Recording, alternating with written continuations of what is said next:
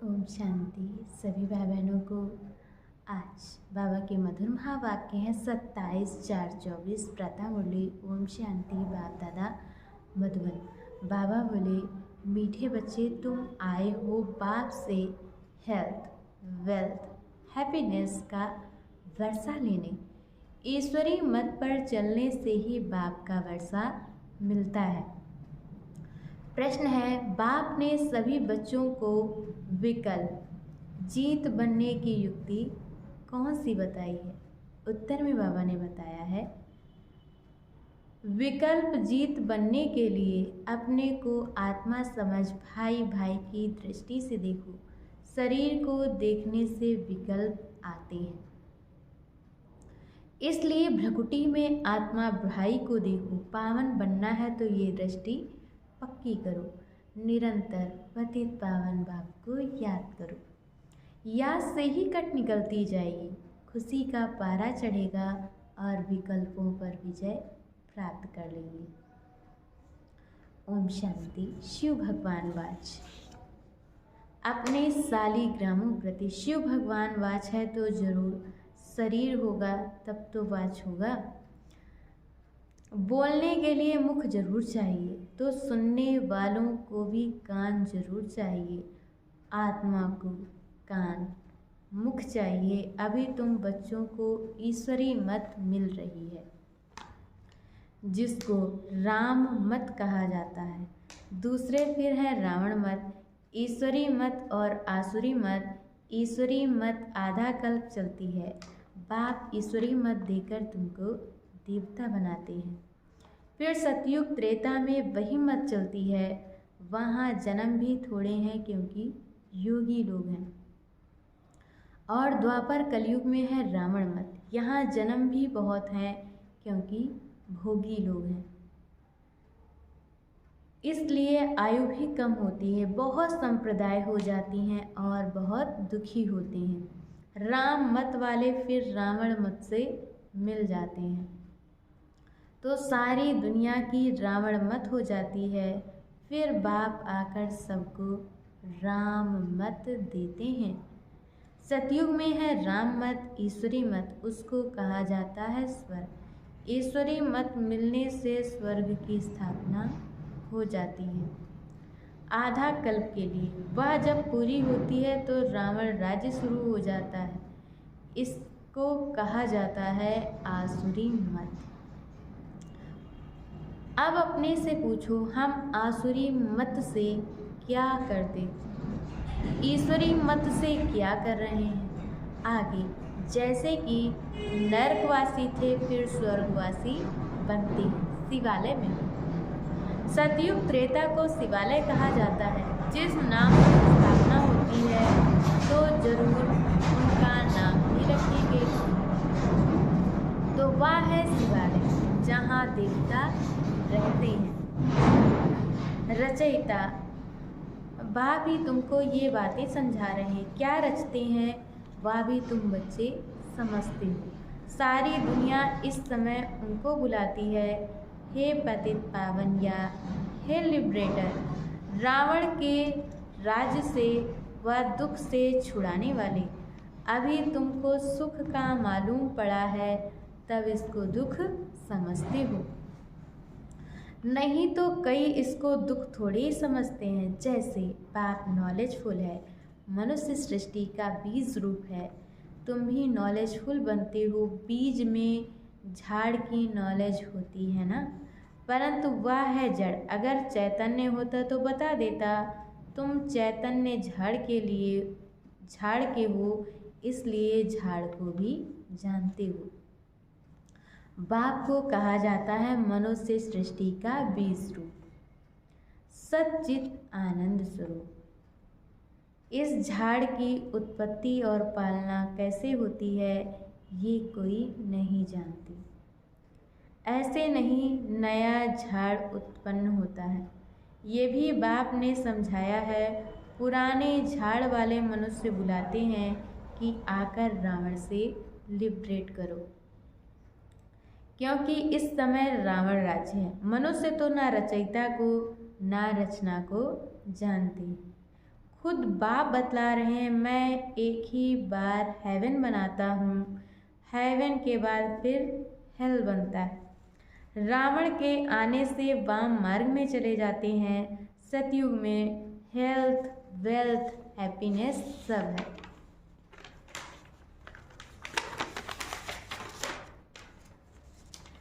तुम यहाँ आए हो बाप से वर्षा लेने, हेल्थ, वेल्थ, हैप्पीनेस का, क्योंकि स्वर्ग में कभी दुख होता नहीं। तुम्हारे दिल में है कि हम कल्प कल्प पर पुरुषोत्तम संगम युग में पुरुषार्थ करते हैं। नाम ही कैसा अच्छा है, और कोई युग को पुरुषोत्तम थोड़े ही कहते हैं। उनमें तो सीढ़ी नीचे उतरते जाते हैं, बाप को बुलाते भी हैं, समर्पण भी करते हैं, लेकिन यह मालूम नहीं रहता कि बाप कब आएगा। पुकारते तो हैं, ओ गॉड फादर लिबरेट करो, गाइड बनो। लिबरेटर बनेंगे तो ज़रूर आना पड़े, फिर गाइड बन ले जाना पड़े। बाप बच्चों को बहुत दिनों के बाद देखते हैं तो बड़ा खुश होते हैं।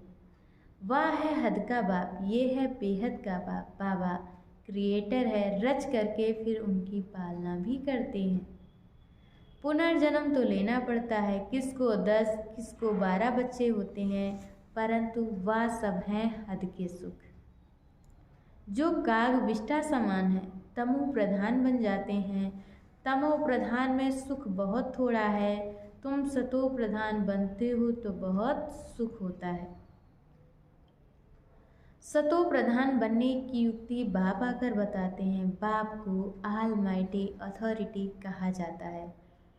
मनुष्य समझते हैं गॉड ऑलमाइटी अथॉरिटी है, तो जो चाहे सो कर सकते हैं, मरे को जिंदा कर सकते हैं। एक बार कोई ने लिखा, अगर आप भगवान हैं तो मक्खी को जिंदा कर दिखाओ। ऐसे ढेर प्रश्न पूछते हैं। तुमको बाप ताकत देते हैं जिससे तुम रावण पर जीत पाते हो। बंदर से मंदिर लायक बनते हो। उन्होंने फिर क्या क्या बना दिया है। वास्तव में तुम सब सीताएं भक्तियाँ हो।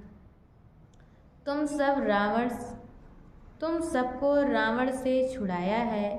रावण द्वारा तुमको कभी भी सुख नहीं मिल सकता। इस समय सब रावण की जेल में हैं, राम की जेल में नहीं कहेंगे। राम आते हैं रावण की जेल से छुड़ाने।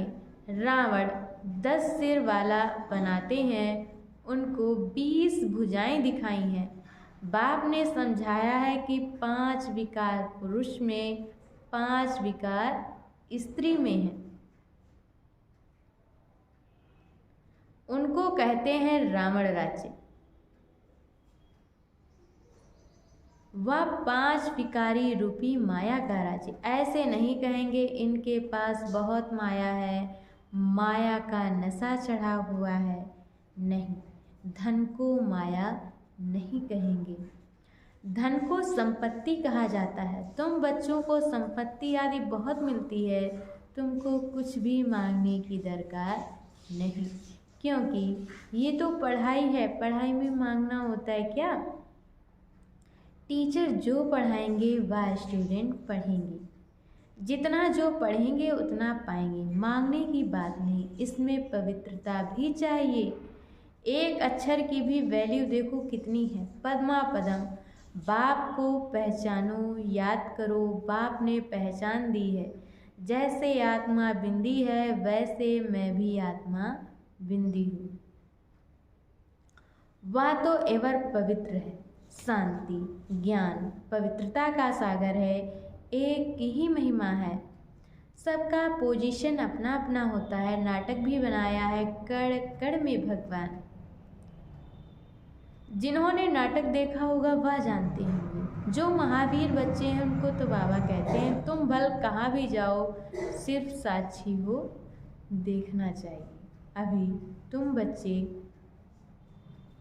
राम राज्य स्थापन कर रावण राज्य को खल्लास कर देते हो। ये है बेहद की बात। वह कहानियाँ हद की बना दी हैं। तुम हो शिव शक्ति सेना। शिव ऑलमाइटी है ना, शिव की शक्ति लेने वाले, शिव की सेना तुम हो। उन्होंने फिर शिव सेना नाम रखा है। अब तुम्हारा नाम क्या रखें? तुम्हारा तो नाम रखा है प्रजापिता ब्रह्मा कुमार कुमारियाँ। शिव की तो सभी संतान हैं, सारी दुनिया की आत्माएं उनकी संतान हैं। शिव से तुमको शक्ति मिलती है, शिव बाबा तुमको ज्ञान सिखाते हैं, जिससे तुमको इतनी शक्ति मिलती है, जो आधा कल्प तुम सारे विश्व पर राज्य करते हो। तुम्हारी ये है योग बल की शक्ति, और उन्हों की है बाहुबल की। भारत का प्राचीन राजयोग गाया हुआ है, चाहते भी हैं भारत का प्राचीन योग सीखें, जिससे पैराडाइज स्थापन हुआ था। कहते भी हैं क्राइस्ट से इतने वर्ष पहले पैराडाइज था। वह कैसे बना? योग से। तुम हो प्रवृत्ति मार्ग वाले सन्यासी। वह घर बार छोड़ जंगल में चले जाते हैं। ड्रामा अनुसार हर एक को पार्ट मिला हुआ है। इतनी छोटी सी बिंदी में कितना पार्ट है, इसको कुदरत ही कहेंगे। बाप तो एवर शक्तिमान गोल्डन एजेड है। अभी तुम उनसे शक्ति लेते हो, ये भी ड्रामा बना हुआ है। ऐसे नहीं कि हजार सूर्यों से तेजोमय है। वह तो जिसका भाव बैठता है वो उस भाव से देखते हैं। आंखें लाल लाल हो जाती हैं। बस करो, हम सहन नहीं कर सकते। बाप कहते हैं वह सब भक्ति मार्ग के संस्कार हैं। ये तो नॉलेज है, इसमें पढ़ना है। बाप टीचर भी है, पढ़ा रहे हैं।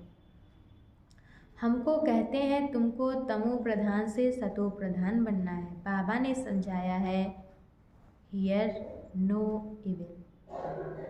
मनुष्यों को पता नहीं है कि ये किसने कहा। पहले बंदर का चित्र बनाते थे, अभी मनुष्यों का बनाते रहते हैं। बाबा ने भी नलिनी बच्ची का बनाया था। मनुष्यों को भक्ति का नशा कितना है। भक्ति का राज्य है ना, अभी होता है ज्ञान का राज्य। फर्क हो जाता है। बच्चे जानते हैं बरोबर ज्ञान से बहुत सुख होता है। फिर भक्ति से सीढ़ी नीचे उतरते हैं। हम पहले सतयुग में जाते हैं, फिर जूं मिसर नीचे उतरते हैं। 1250 वर्ष में 2 कला कम होती हैं। चंद्रमा का मिसाल है। चंद्रमा को ग्रहण लगता है, कलाएं कम होने लगती हैं। फिर धीरे धीरे कलाएं बढ़ती हैं तो 16 कला होता है। वह है अल्पकाल की बात, ये तो है बेहद की बात। इस समय सभी पर राहु का ग्रहण है। ऊंचे ते ऊंच है बृहस्पति की दशा, नीचे में नीची है राहु की दशा। एकदम देवाला निकाल देते हैं। बृहस्पति की दशा से हम चढ़ते हैं। वह बेहद के बाप को जानते नहीं हैं। अब राहु की दशा तो सब पर बरोबर है, ये तुम जानते हो और कोई नहीं जानते। राहु की दशा ही इंसॉल्वेंट बनाती है। बृहस्पति की दशा से सॉल्वेंट बनते हैं। भारत कितना सॉल्वेंट था। एक ही भारत था। सतयुग में राम राज्य पवित्र राज्य होता है, जिसकी महिमा होती है। अपवित्र राज्य वाले गाते हैं मैं निर्गुण हारे में कोई गुण नहीं। ऐसी संस्थाएं भी बनाई हैं निर्गुण संस्था। अरे ये तो सारी दुनिया निर्गुण संस्था है, एक की बात थोड़ी ही है। बच्चे को हमेशा महात्मा कहा जाता है, तुम फिर कहते हो कोई गुण नहीं। ये तो सारी दुनिया है जिनमें कोई गुण ना होने के कारण राहु की दशा बैठी है। अब बाप कहते हैं दे दान तो छूटे ग्रहण। अब जाना तो सबको है ना, देह सहित देह के सभी धर्मों को छोड़ो, अपने को आत्मा निश्चय करो। तुमको अब वापस जाना है। पवित्र ना होने के कारण कोई वापस जा ना सके। अब बाप पवित्र होने की युक्ति बताते हैं। बेहद के बाप को याद करो। कई कहते हैं बाबा हम भूल जाते हैं। बाप कहते हैं मीठे बच्चों, पतित पावन बाप को तुम भूल जाएंगे तो तुम पावन कैसे बनेंगे? विचार करो कि ये क्या कहते हो। जानवर भी कभी ऐसे नहीं कहेंगे कि हम बाप को भूल जाते हैं। बाप कहते हैं मीठे बच्चों, पतित पावन को तुम भूल जाएंगे तो तुम पावन कैसे बनेंगे? विचार करो ये क्या कहते हो। जानवर भी कभी ऐसे नहीं कहेंगे कि हम बाप को भूल जाते हैं। तुम क्या कहते हो? मैं तुम्हारा बेहद का बाप हूँ। तुम आए हो बेहद का वर्षा लेने। निराकार बाप साकार में आए तब तो पढ़ाए, अभी बाप ने इसमें प्रवेश किया है। ये है बाप दादा, दोनों की आत्मा इस भ्रुकुटी के बीच में है। तुम कहते हो बाप दादा, तो जरूर दोनों आत्माएं होंगी, शिव बाबा और ब्रह्मा की आत्मा। तुम सब बने हो प्रजापिता ब्रह्मा कुमार कुमारियाँ। तुमको नॉलेज मिलती है तो जानते हो हम भाई भाई हैं। फिर प्रजापिता ब्रह्मा द्वारा हम भाई बहन बनते हैं। ये याद रखनी चाहिए। परंतु बाबा देखते हैं बहन भाई में भी नाम रूप की कशिश होती है। बहुतों को विकल्प दे आते हैं, अच्छा शरीर देखकर विकल्प आते हैं। अब बाप कहते हैं अपने को आत्मा समझ भाई भाई की दृष्टि से देखो। आत्माएं सब ब्रदर्स हैं तो बाप जरूर चाहिए। सबका एक बाप है, सभी बाप को याद करते हैं। अभी बाप कहते हैं सतो प्रधान बनना है तो मामेकम याद करो। जितना याद करेंगे तो कट निकलती जाएगी, खुशी का पारा चढ़ेगा और कशिश होती रहेगी। नंबरवार पुरुषार्थ अनुसार। अच्छा, मीठे मीठे सिकिलधे बच्चों, प्रतिमार पिता बाप दादा का याद प्यार और गुड मॉर्निंग। रूहानी बाप की रूहानी बच्चों को नमस्ते। हम रूहानी बच्चों की तरफ से रूहानी माता पिता बाप दादा को याद प्यार नमस्ते, ओम शांति। शुक्रिया बाबा, शुक्रिया। और आज बाबा ने मुरली में धारण करने के लिए मुख्य सार दिया है।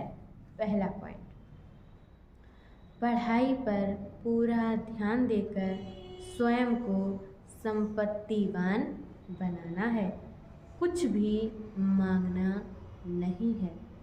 एक बाप की याद और पवित्रता की धारणा से पद्मा पदम पति बनना है। और दूसरे पॉइंट में बाबा ने बताया है राहु के ग्रहण से मुक्त होने के लिए विकारों का दान देना है। Hear no evil, see no evil. जिन बातों से सीढ़ी नीचे उतरे निर्गुण बने, उन्हें बुद्धि से भूल जाना है। और आज बाबा ने हम बच्चों को वरदान दिया है, पहले आपके मंत्र द्वारा सर्व का स्वमान प्राप्त करने वाले निर्माण शो महान भक्त। यही महामंत्र सदा याद कर रहे कि निर्माण ही सर्व महान है। पहले आप करना ही सर्व से स्वमान प्राप्त करने का आधार है। महान बनने का ये मंत्र वरदान रूप में सदा साथ रखना। वरदानों से ही पलते उड़ते मंजिल पर पहुंचना। मेहनत तब करते हो जब वरदानों को कार्य में नहीं लगाते। अगर वरदानों में पलते रहो, वरदानों को कार्य में लगाते रहो तो मेहनत समाप्त हो जाएगी। सदा सफलता और संतुष्टता का अनुभव करते रहेंगे और आज की मुरली का स्लोगन है, सूरत द्वारा सेवा करने के लिए अपना मुस्कुराता हुआ रमणीक और गंभीर स्वरूप इमर्ज करो। अच्छा, ओम शांति।